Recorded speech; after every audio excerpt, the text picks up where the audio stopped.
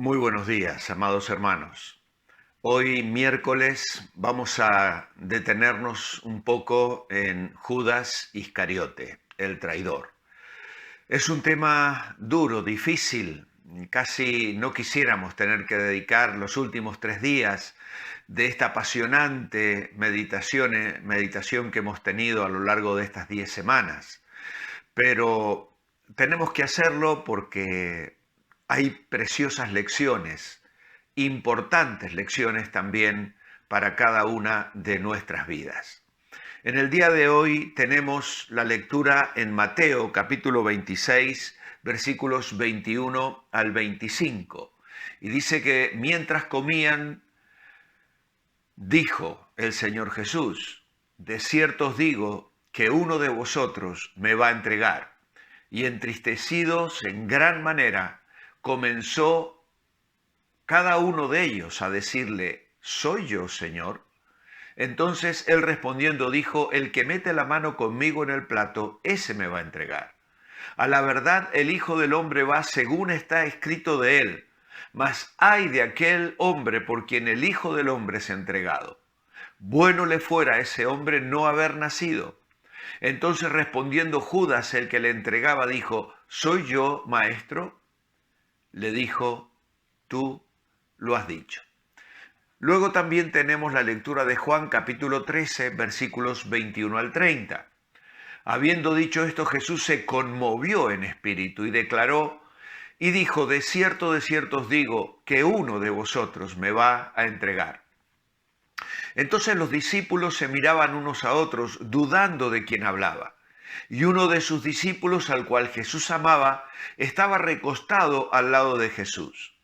A este pues hizo señas Simón Pedro para que preguntase quién era aquel de quien hablaba. Él entonces, recostado cerca del pecho de Jesús, le dijo: Señor, ¿quién es? Respondiendo Jesús: a quien yo diere el pan mojado, aquel es. Y mojando el pan, lo dio a Judas Iscariote, hijo de Simón. Y después del bocado, Satanás entró en él. Entonces Jesús le dijo: lo que vas a hacer, hazlo más pronto. Pero ninguno de los que estaban a la mesa entendió por qué le dijo esto, porque algunos pensaban, puesto que Judas tenía la bolsa, que Jesús le decía: compra lo que necesitamos para la fiesta, o que diese algo a los pobres. Cuando él pues hubo tomado el bocado, luego salió, y era ya de noche. Esta última frase nos hace pensar en la oscuridad espiritual en la que este hombre se sumergió absolutamente. No habría ya más esperanzas para él.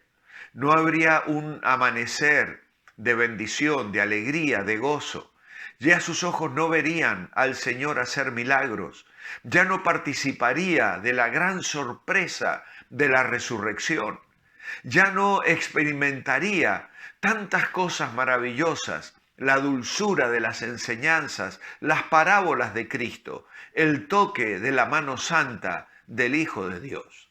Satanás entró en él y la noche se cerró sobre su mente, sobre su corazón, llevándole a una eterna oscuridad. La vida de Judas es una triste y dolorosa historia en la que tenemos que detenernos esta mañana, porque como hemos dicho el domingo, fue el mayor fracaso de la historia y lo volvemos a repetir hoy en nuestra devocional. Los otros 11 discípulos son un gran aliciente para nosotros porque nos dejan el ejemplo de cómo personas comunes y corrientes con defectos típicos pueden ser usadas por Dios en formas extraordinarias y en formas admirables. Judas, por otra parte, perdura como una advertencia sobre el potencial que tiene el mal cuando hay descuido espiritual, oportunidades malgastadas, lujuria y dureza de corazón. Judas fue un hombre que estuvo tan cerca del Salvador como era humanamente posible estar. Disfrutó de cada privilegio que Cristo puede ofrecer. Fue íntimamente familiar con todas las enseñanzas de Jesús. Sin embargo, se mantuvo incrédulo y fue a una eternidad sin esperanza. Decíamos el domingo que al buscar una explicación de lo que sucedió en la vida de Judas, la parábola del sembrador tiene una respuesta para nosotros. ¿Por qué? Porque la parábola del sembrador nos habla de distintos suelos, pero esos suelos no son suelos literales. El Señor está hablando de tu corazón y del mío, del tipo de terreno que es tu mente o la mía. La mente y el corazón de las personas no es un simple depósito donde el Señor quiere colocar información.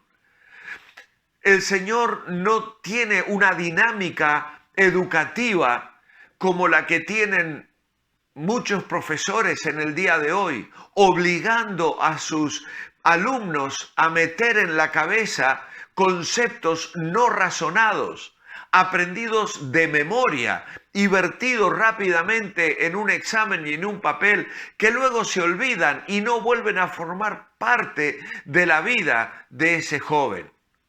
De hecho, mucha de la rebeldía que muchos de nosotros hemos tenido cuando hemos cursado el instituto, la universidad, ha sido: ¿esto para qué me sirve?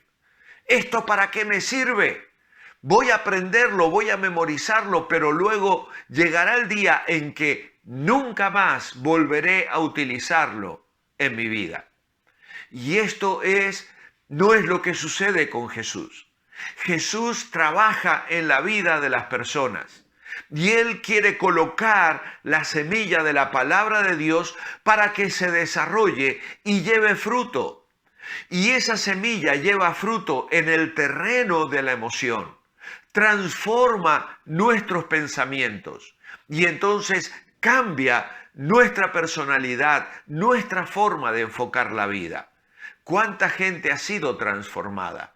Gente ruda, gente mala, gente que aprendió a vivir agrediendo y siendo agredido y que buscó defenderse de cualquier manera y va por la vida agrediendo a otros hasta que Cristo irrumpe y les muestra una manera nueva de vivir. El Evangelio de Jesucristo transforma el carácter, cambia las personas cuando cae la semilla en un suelo apropiado, en un terreno en el cual puede la raíz profundizar y la planta germinar y llevar fruto para la gloria de Dios. Y entonces vemos cómo la vida de las personas son transformadas. Vemos cómo el terreno del corazón donde cae esa semilla, de pronto brota y florece en frutos maravillosos. Frutos que hacen de nosotros personas útiles, personas creativas, personas que disfrutamos de la vida, personas que somos una fuente de bendición para los demás, personas que trabajamos para la eternidad, sabiendo que todo aquello que hacemos ha de permanecer como nos promete el Señor en su palabra. Sin embargo, esto no ocurrió en el corazón de Judas. El corazón de Judas probablemente es un terreno similar al de los pedregales. Dice el Señor que la semilla cae junto al camino y ahí rápidamente las aves la picotean, la comen y no lleva absolutamente ningún fruto. Luego hay otra que cae entre pedregales y allí penetra, pero no hay profundidad. Abajo hay piedras. La raíz no puede llegar donde hay agua que la sustente y no encuentra los nutrientes necesarios para luego mantener y sustentar la vida.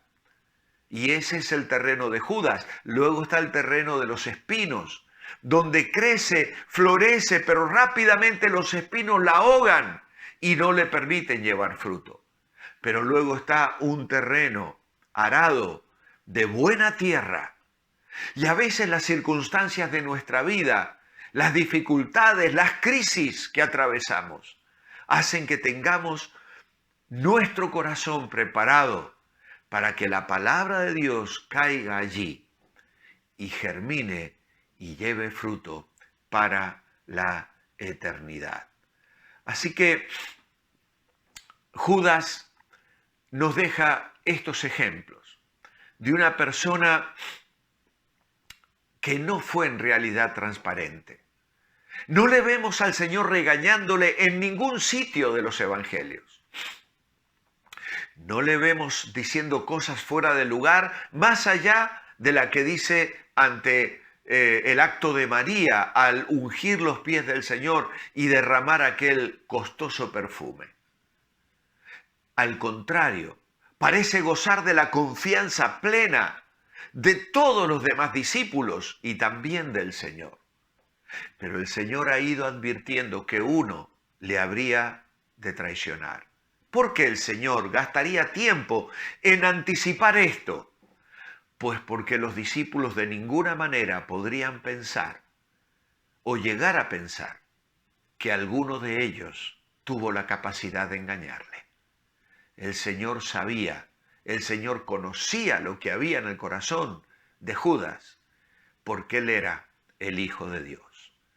Y esto era algo que tenía que quedar muy patente ante los ojos del resto de los discípulos, que el Señor no sería tomado por sorpresa, porque Él era Dios y sabía todas las cosas. Ahora, tú y yo tenemos privilegios espirituales parecidos a los que tuvo Judas. Recibimos la palabra, recibimos las promesas. Dios trabaja en nuestras vidas. Y la pregunta de este día es, ¿cuáles son los privilegios que hoy tenemos en nuestra relación con Dios? ¿Los estás aprovechando adecuadamente para el desarrollo de tu vida espiritual? Mi oración escrita esta mañana es, amado Padre, ¿cuántos privilegios nos has dado al darnos a tu Hijo, al darnos tu palabra y al darnos tus promesas? Que nuestro corazón sea dócil y produzca el fruto que tú esperas en vidas santas, útiles y comprometidas con tu persona y con tu obra. Y que así demos gloria a tu nombre cada día. Amén. Que el Señor os bendiga. Os dejaré hoy unas imágenes que nos recuerdan algunas escenas de la vida de Jesús y que en todo sea Dios glorificado.